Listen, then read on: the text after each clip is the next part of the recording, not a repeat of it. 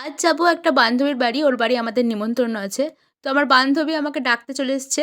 আমরা একসাথেই যাবো। বাই দ্য ওয়ে এটা ছিল আমাদের আউটফিট, আমাদের কেমন লাগছে জানিয়ে দিও। এখন আমরা একটা ডেঞ্জার রাস্তা দিয়ে পার হব। তো আমি তো খুব কেয়ারফুলি পার হয়ে গিয়েছিলাম। তো অন্তরার অবস্থাটা কী ছিল সেটা তোমরা দেখে নাও। ও যখন পার হচ্ছিল আমি ভিডিও বানাচ্ছিলাম, তার জন্য খুব রেগেও গিয়েছিল আর এখানেও একটু পড়ে যাচ্ছিল। তো তার জন্য বলছে এই তুই আমার বন্ধু। এরকম একটু আধটু রাগ ও মাঝে মধ্যেই করতে থাকে, কিন্তু পরে আমি আমার মধু মিশ্রিত বুলি বলে ওকে পটিয়েও নি। তো ম্যাডামকে বেশি এখন না চটিয়ে চুপচাপ বিড়ালের মতো পিছন পিছন হাঁটতে শুরু করলাম। হাঁটতে হাঁটতে চলে এলাম বান্ধবীর বাড়ি। আমি আজকে ম্যাডামের বাড়ি এসেছি। কি আছে একটু বল। পূজা আছে, সেটা বল।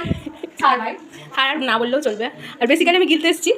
খুব সম্ভবত এটা ছিল কালী পূজা, কালী ঠাকুরেরই পিকচার ছিল, আমার ঠিক জানা নেই কী পূজা। ও প্রত্যেক বছরই আমাদের নিমন্ত্রণ করে, সবাই যায়, বাট আমার কোনো না কোনো একটা কারণে যাওয়াই হয়ে ওঠে না, তাই এবছর গিয়েছিলাম।